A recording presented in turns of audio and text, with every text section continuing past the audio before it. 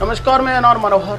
मेरा खास कार्यक्रम मुलाकात खास व्यक्तित्व में आज मेरी मुलाकात हो रही है पोखरमल बामणिया से। बीएसपी के अंदर एक व्यक्ति ऐसा है जिस व्यक्ति को सर्वेसर्वा बना दिया गया और वो ही चिड़ है। आज भी समानता का अधिकार से हम बहुत लाखों को दूर है। एक पानी के मटके को छूने से हमारे बच्चे की हत्या कर दी। ये राजनीतिक पार्टियां कभी भी ये नहीं चाहती है कि ये जो समानता का अधिकार है पूर्ण रूप से लागू हो। और जयराम की अगर हत्या हुई है तो वो दलित था इसलिए हुई है। अगर वही आदमी राजपूत या ब्राह्मण या बढ़िया होता तो उसकी हत्या नहीं होती। हम बाबा साहब के अनुयायी हैं और संविधान के अकॉर्डिंग चलने वाले लोग हैं। संवैधानिक विचारधारा में हमारा 100% विश्वास होता है।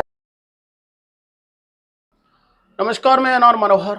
मेरा खास कार्यक्रम मुलाकात खास व्यक्तित्व में आज मेरी मुलाकात हो रही है पोखरमल बामणिया से।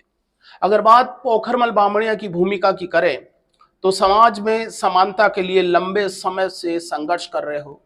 अपने सामाजिक जीवन में बड़ा संघर्ष किया है और राजनीतिक स्तर पर भी लोगों को पहचान दिलाने और बराबर की भागीदारी के लिए हर बार आप आगे बढ़कर काम करते देखे जा रहे हो। इसी विषय पर लेकर आज कुछ सवाल लेंगे और ये जानने की कोशिश करेंगे कि जीवन के इस सफर में पोखरमल बामणिया ने क्या पाया और क्या खोया। सबसे पहले पोखरमल जी, आपके हमारे चैनल में स्वागत। धन्यवाद आपको, मुझे आपके स्टूडियो बुला करके और खास मुलाकात कार्यक्रम में आप मेरे से मुलाकात की, इसके लिए आपको चैनल को और आपको बहुत बहुत धन्यवाद। मैं जब आपके व्यक्तित्व को आपके बारे में लोगों से पूछ रहा था, सर्च कर रहा था, तो पता चला कि पोखरमल बामणिया एक ऐसे घर में पैदा होता है जो पिताजी है वो भट्टा मजदूर हुआ करते थे। जीवन का भी एक सफर काफी कठिन रहा।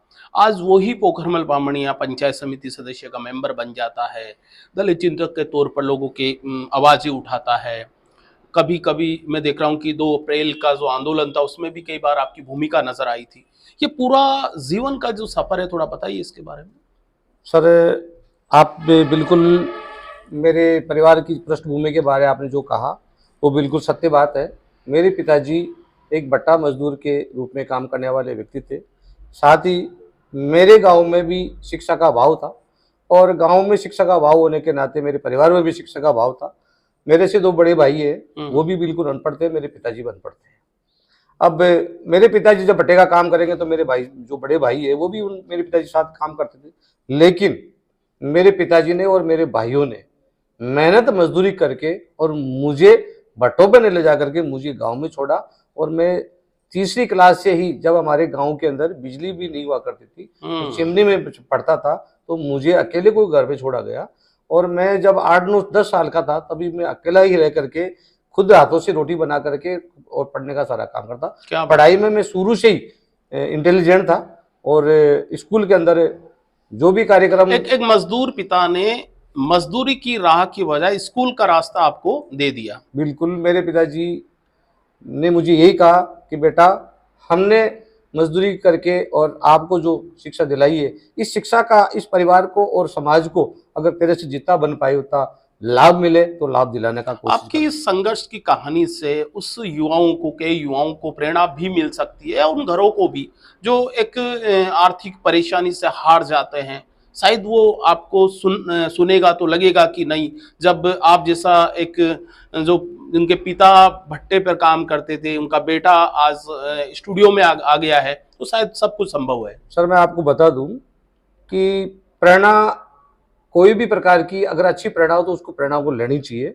मैंने भट्टों की उस परिस्थिति से निकल करके और मेरा जो मुकाम आज जहाँ पर भी मैं हूँ, मेरे पे किसी भी प्रकार का कोई एहसान किसी का नहीं है। अगर एहसान है तो पहले बात तो बाबा साहब के द्वारा दिए गए शिक्षा के अधिकार से मैंने शिक्षा ली और शिक्षा लेकर के और शिक्षा में जो महत्वपूर्ण भूमिका निभाई मेरे परिवार ने निभाई। मेरे 2 बड़े भाई हैं, उन्होंने मेरी पूरी जिम्मेदारी से मुझे पढ़ाया। उसी के साथ साथ मैंने गरीबी का जो ये आलम होता है उस आलम को देखते हुए और समाज की जो दशा थी उस दशा को देखते हुए मैंने समाज में भी कुछ करने का बहुत प्रयत्न किया।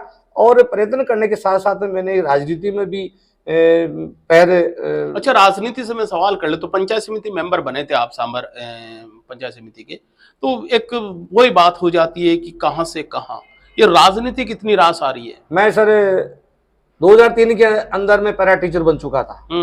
पैरा टीचर बन गया तो मैं सरकार ने स्कूल खोली थी, उस स्कूल की बिल्डिंग नहीं थी, उस बिल्डिंग में एक झोपड़ी थी, उस झोपड़ी में मैं बच्चों को पढ़ा रहा था। मैं पढ़ाते हुए टीचर की भूमिका में, टीचर की भूमि में। और आज वो मेरे साथ के जो लोग थे सब परमानेंट टीचर हो गए, किसी की तनख्वाह 50,000 है, किसी की ज्यादा है। लेकिन पढ़ाते हुए 2005 के अंदर मेरे पास में कुछ लोग, मेरे गांव के, मेरे वार्ड के लोग, 5-7 लोग इकट्ठे होकर के मेरे पास जाते हैं और मेरे को उन्होंने कहा कि पोखर जी आपको हम चुनाव लड़ाएंगे पंचायत समिति का। तब मैंने ये कहा कि यार मेरे पास मतलब तो पैसा है न और कुछ है, मुझे कहाँ पंचायत समिति चुनाव नहीं कि आपको चुनाव लड़ना पड़ेगा। तब मेरे को उन लोगों ने टिकट भी उन्होंने मुझे दिलवाई और मैंने टिकट लेकर के चुनाव लड़ा। और चुनाव जयपुर जिले में उस समय 2005 के अंदर जयपुर जिले में पंचायत समिति का चुनाव सबसे ज्यादा वोटों से मैं जीता। क्या बात है, एक पैरा टीचर्स के तौर पर सफर और उसी समय पंचायत समिति का ऑफर, और वो भी सबसे ज्यादा जयपुर जिले में। हाँ, जयपुर जिले में। जी सर। उस सफर से मैं यहाँ तक के सफर में आता हूँ, उस सफर से ही मेरा एकदम से हृदय परिवर्तन हुआ और मैंने ये ठान लिया कि अब मुझे मेरे परिवार ने जो शिक्षा दी है, परिवार ने मेरे को जो आगे बढ़ाया और जो अभावों की जो जिंदगी हमने जी है, मेरे पिताजी ने जी, मेरे भाइयों ने जी, अब वो अभावों की जिंदगी मेरा परिवार नहीं जिए, मेरे समाज में नहीं जिए। उन अभावों से निकलने की मैंने पूरी कोशिश की है और मैंने अभावों से निकाल करके आज परिवार को भी, आप सब लोगों के सामने, मेरा परिवार भी शिक्षित भी है, हमारे सारे बच्चे MA MCOM सब कुछ पढ़े लिखे, मेरी खुद की बेटी है। मैं ये भी देखता हूँ कि आप प्रदेश के, राजस्थान से संबंध है आपका, जो भी बड़े मूवमेंट होते हैं, विशेष तौर पर दलित मूवमेंट की बात करता हूँ, एक भूमिका रहती है आपकी, तो आप पर एक, मैं कह सकता हूँ कि सक्रियता दलित मूवमेंट में कुछ ज्यादा देखी जाती है। बिल्कुल बिल्कुल, इसमें कोई डाउट नहीं है कि मैं जिस प्रकार के अभाव मैंने दलित समाज के देखे हैं, मैं कोशिश कर रहा हूँ कि बाबा साहब ने हमारे को बहुत कुछ दिया, उन बाबा साहब के जो अधूरे सपने थे, उन सपनों को अगर बढ़ाने में मैं कहीं न कहीं अगर कामयाब हो पाता हूँ तो मैं मेरे जीवन को सफल मानूंगा। और दलित मूवमेंट की जहाँ पर आप बात करते हो, दलित समाज में जहाँ जहाँ पर अत्याचार जो भी हुए हैं, उन सभी जगह में अब मेरी उपस्थिति मैंने दर्ज करवाई है। और आज भी हमारे आस पड़ोस में या कहीं पर भी पूरे राजस्थान में जहाँ पर भी दलितों पे अत्याचार होता है तो मैं वहाँ पर जा करके मेरी भूमिका जो भी होती है मैं निभाने की पूरी कोशिश करता हूँ। एक आरोप आप पर ये भी लगता है कि आप दलितों के ज्यादा हिमायती हो, किसी एक विचारधारा का ज्यादा हिमायती होना नहीं लगता है कि कहीं समानता जो चीज होती है उसमें थोड़ा रोड़ा होता है? सर बिल्कुल आपकी बात है, मैं दलितों का हिमायती तो हूँ उसमें, और हिमायती होना भी चाहिए, क्योंकि मेरी समाज जो है वो बिल्कुल आज भी एक दरकिनार की हुई समाज है। आज भी समानता का अधिकार से हम बहुत लाखों कोसों दूर है, क्योंकि समाज जिस प्रकार से इंद्र मेघवाल की घटना को आप लोगे, एक पानी के मटके को छूने से हमारे बच्चे की हत्या कर दी जाती है, तो हमें ऐसी घटनाएं देख रही है, दिल में एक दर्द उठता है। 2008 में भी यहाँ पर हमारे यहाँ पास में, जोबनी के पास में खेजड़वास गांव है, वहाँ पर एक दलित समाज की बच्ची को झोपड़ी में जला दिया था। एक लंबी लिस्ट है, मैं इस पर थोड़ा कम चर्चा करूंगा। तो ये जान रहा हूँ कि आज भी 21वीं सदी में आप जैसे लोगों को दलितों की आवाज उठानी पड़ती है, क्या ये चीजें खत्म नहीं हो सकती जबकि एजुकेशन का स्तर इतना ज्यादा हो गया है?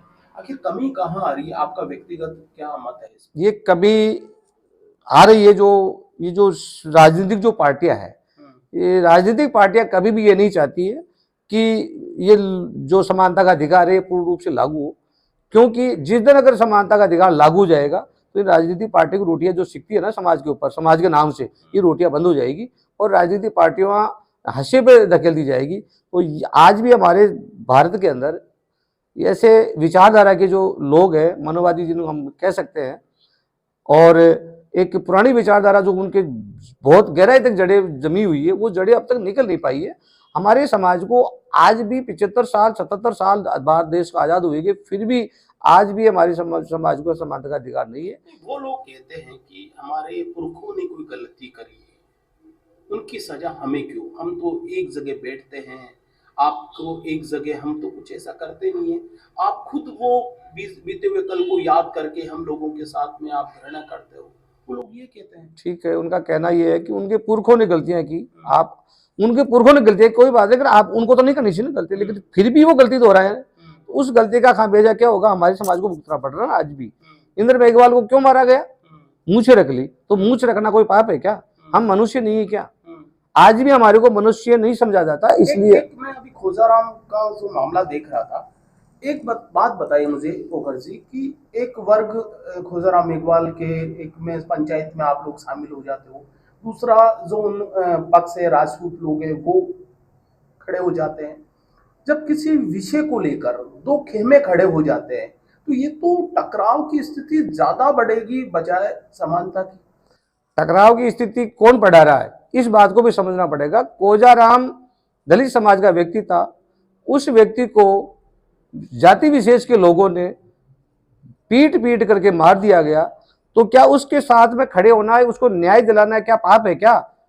जो व्यक्ति उसके साथ में खड़े होते हैं, न्याय दिलाने वाले उनकी जो समाज होती है, उसी के अगेंस्ट में जो लोग मार पीट करके उसको मार देते, उसी जाति के लोग उस चीज को एडजस्ट नहीं कर पाते। मुझे ये चीज भी स्पष्ट कर दीजिए आप कि खोजाराम का जो मारपीट होना, उसके पीछे कारण क्या केवल जाति थी या उसके पीछे कारण कोई और था?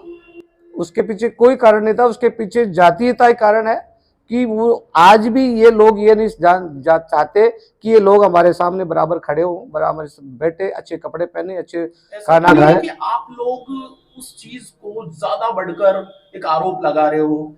मामला ये लोग एक पक्ष ये कहता है कि खोजाराम के पास में एक जमीन थी, इसमें दोनों ही परिवार उस जमीन को लेना चाहते थे। जमीन ऑलरेडी गोचर भूमि की थी। खोजाराम चाहता था कि जमीन मेरे अंडर में रहे और जो सामने वाला वर्ग था वो चाहे मेरे अंडर में रहे। ये लंबा विवाद था, इस विवाद में बड़ा जो मारपीट हो गई और हत्या हो गई।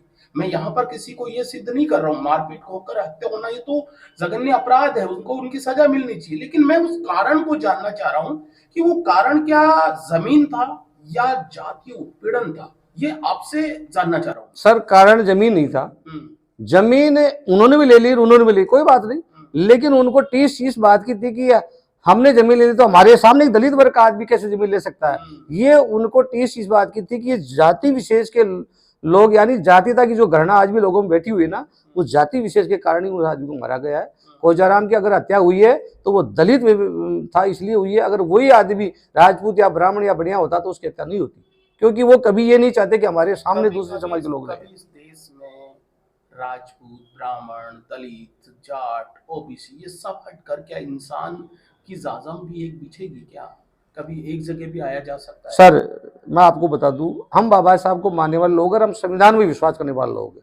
हमने कभी भी ये नहीं कहा कि हम किसी दूसरे समाज के, हम समाज की किसी जाति विशेष की हम गणना नहीं करते, लेकिन जो लोग हमारे पे अत्याचार करता रहेगा, हम उसका जवाब किस प्रकार से देंगे? हमारे पास न तो लड़ने के हथियार है, न हमारे पास कोई आर्थिक संपन्नता है, न कुछ है, लेकिन हम तो न्याय का, कानून का सहारा लेंगे ना।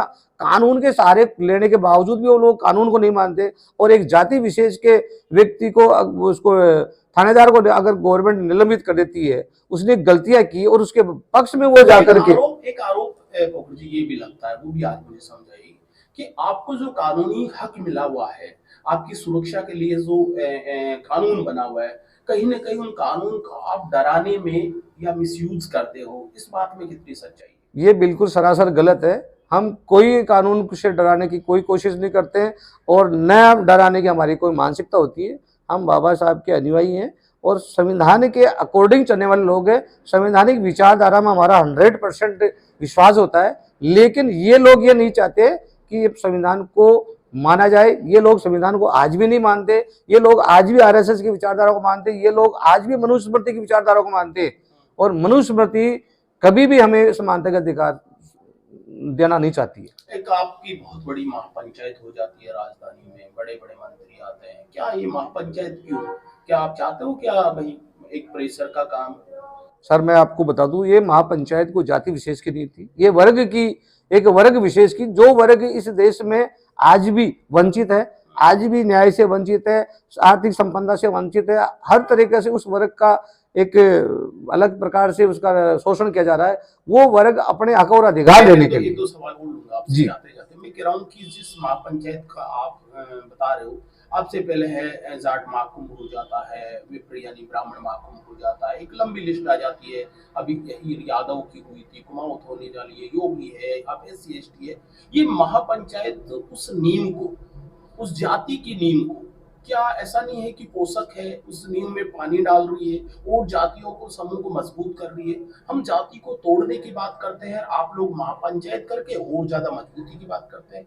ये आरोप में कितनी सच्चाई है? बिल्कुल ये बात सही है कि अगर जातीय महापंचायतें जितनी ज्यादा होगी उतनी जातीयता की भावना ज्यादा बढ़ेगी। ये स्वीकार करते बिल्कुल इसमें कोई डाउट नहीं है, लेकिन हम जाति के हिसाब से नहीं चल के हम वर्ग के हिसाब से चलते हैं। जिस वर्ग में हमारे को डाला गया है वो वर्ग अपने हक और अधिकार लेने के लिए आज भी तड़पड़ाहट की जिंदगी जी रहा है और कहीं न कहीं ये चाह रहा है कि हमें भी ये समानता का अधिकार दिया जाए। लेकिन पोखर जी, राजस्थान सरकार की मैं बात करता हूँ, लगभग पूरा 5 साल होने को है। क्या लगता है कि ये सरकार आपके वर्ग के लिए, गरीब वर्ग के लिए, पिछड़े वर्ग के लिए वो कारगर योजना बना रही है या इसमें अभी बहुत कुछ गुंजाइश बाकी है? सर मुझे नहीं लग रहा। सरकार तो ये कह रही कि हम SC ST के लोगों को वो दे रहे हैं, ये दे रहे हैं, लेकिन मुझे नहीं लग रहा कि पिछले 4 साल का जो रिकॉर्ड उठाकर आप देखोगे तो दलित अत्याचार और महिला अत्याचार में राजस्थान में काफी बिल्कुल राजस्थान में दलितों पे अत्याचार की जो प्रकाष्ठा है वो चरम सीमा पे है। और अगर हम राजस्थान में इतने 2-3 करोड़ जनसंख्या हमारी होते हुए भी हम अगर हमारे अत्याचार हुए तो बाकी के देशों प्रदेशों में क्या हालत हुई होगी। चंद्रशेखर रावण आजाद का मैं जिक्र करता हूँ जी। एक ऐसा नौजवान है जो अपनी आर्मी बना लेता है, लेकिन उस पर आरोप ये लगता है कि जहाँ कहीं भी जाते हो अपने वर्ग की बात करता है। पोखरमल बामणिया कैसे देखता है उस नौजवान को? मैं बिल्कुल समाज के हित में देखता हूँ। और चंद्रशेखर रावण हमारा भाई है। चंद्रशेखर रावण की मानसिकता किसी जाति विशेष के प्रति कोई गलत मानसिकता नहीं है। चंद्रशेखर रावण बहुजन मूवमेंट की जो बात करता है, और चंद्रशेखर रावण का मूवमेंट यही है कि जितनी जिसकी संख्या भारी उतनी उसकी हिस्सेदारी। आज भी भारत के अंदर बाबा साहब ने जो हमें सत्ता की ओर इंगित किया था, वो सत्ता हमसे हम भी आज भी वंचित है। जहाँ आप लोग जाते हो, आप लोग बोले तो मैं आर्मी की बात करता हूँ, सेना की बात करता हूँ, भीम आर्मी, भीम सेना, बड़ा संगठन है आप लोग। जहाँ भी जाते हो आप लोग बिल्कुल रोड जाम कर देते हो, सरकार या कानून प्रशासन की खिलाफ आवाज बुलंद करते हो, धरना प्रदर्शन करते हो। ऐसा क्या लगता है कि अब रास्ता यही बचा है? नहीं, रास्ता तो ये भी है, रास्ते दूसरे भी बहुत कुछ है। लेकिन जब किसी चीज की अति हो जाती है और जब अति होने के बाद में हमारे सारे अधिकारों को अगर कुचल दिया जाता है तो फिर रोड पे आना पड़ता है। और बाबा साहब ने ये कहा था कि जब संसद में आपकी कोई नहीं सुने तो जनता को रोड पे भी आ जाना चाहिए। जो जब संसद या और विधानसभाओं में हमारे MLA MP वगैरह कोई अगर हमारी आवाज नहीं उठाते तो हम पब्लिक है, पब्लिक को रोड पे आना जरूरी है और अपने अधिकारों के लिए आना कोई बुरी बात नहीं है। आप मानते हो कि जो भी प्रदर्शन है वो अधिकारों के बिल्कुल हक और अधिकारों के लिए हो रहा है। और चंद्रशेखर इस देश में बहुजनों की आवाज है और चंद्रशेखर हमारा भाई है। चंद्रशेखर ने इस देश के बहुजनों को जगाने का काम किया है और सत्ता की ओर ले जाने का काम कर रहे हैं। सत्ता में एक बड़ी पार्टी हुआ करती थी आपकी बसपा जी। लेकिन आज मैं देखता हूँ कि बसपा का जो वजूद है, बसपा की जो MLA MPs है वो लगातार घट रहे हैं। क्या दलित मूवमेंट तो बढ़ रहा है लेकिन आपकी राजनीतिक जो शक्ति है वो कमजोर हो रही है, वो क्यों? मैं आपको बता दूं, बसपा के जब आप बात कर रहे हो, बसपा का यूपी के अंदर 4 बार सरकारें रही है, लेकिन बसपा जिस मूवमेंट से निकली वो उस मूवमेंट से आज भटक गई है। उस भटकाव के कारण हमारे लोगों का उस पर विश्वास थोड़ा कम हुआ है और उसी विश्वास के कारण आज आजाद समाज पार्टी भाई चंद्रशेखर ने हमारे को बना करके दी है। तो हम बसपा का भी विरोध नहीं कर रहे, बसपा भी हमारी है, लेकिन अगर विचारों पे और सिद्धांतों पे जब भटकाव होता है तो कहीं न कहीं उसको खामियाजा भुगतना पड़ रहा है। बहन मायावती जी ने जो शासन किया बहुत ही शानदार किया और एक लाजवाब शासन किया, लेकिन बहन मायावती जी ने कांशी राम जी के भटकाव का जिक्र कर रहे हैं। वो कह रही है कि मैं ये चाहता हूँ कि किसी एक वर्ग की राजनीति नहीं करूं, मैं किसी एक जाति की राजनीति नहीं करूं, मैं सबकी राजनीति के तौर पर सर्वजन हिताय की बात करूं, वो ये कह रही है। क्या वो आप लोगों को समझा नहीं पा रही है या उसमें भी कहीं कुछ गड़बड़ है? नहीं, सर्वहिताय की जो बात करनी चाहिए, हम इस बात के हम भी एग्री हैं, लेकिन सर्वहिताय में आप ये भी नहीं कि जाति विशेष के लोगों को वहां सर्वोपरि बढ़ा दो। और जाति विशेष के लोगों ने आज तक देश के बहुजन मूवमेंट को चला है और वहां पर भी वो आदमी जो बैठा हुआ है। इसका मतलब एक बात समझाइए मुझे कि कोई जाति का आपसे ऊपर चला जाए तो आपको चिढ़, और आप उनसे ऊपर चले जाए तो उनको चिढ़, तो फिर इसका क्या सिद्धांत क्या है, प्रिंसिपल क्या है? कौन किसे उसको जाति को न देखकर नहीं कह रहे जिसमें मेरिट है, जिसमें योग्यता है वो आगे चला गया, ऐसा भी तो समझ। नहीं, योग्यता की कोई बात नहीं है, जाति ऊपर जाए आए उससे हमारे को वो नहीं है, लेकिन एक ही व्यक्ति को सर्वे सर्वा बना करके और उस मूवमेंट को खत्म करने का जो काम किया उन्होंने। किन की बात कर रहे हो? बीएसपी के अंदर एक व्यक्ति ऐसा है जिस व्यक्ति को सर्वे सर्वा बना दिया गया और वो ही चिड़ है। अगर वो आदमी उस आदमी को आज हटा दोगे ना तो बसपा वही वापस उसके। अंतिम सवाल है, जी सर। दलित मूवमेंट के नाम से बहुत सारे तो संगठन है, बहुत सारी राजनीतिक पार्टी है। आपको बात करते हैं कि जो डॉक्टर अंबेडकर के परिवार से आते हैं, प्रकाश अंबेडकर, बात करते हैं पासवान की, बात करते हैं अभी जो हाल ही सेंटर में मंत्री है आपके सामाजिक कल्याण।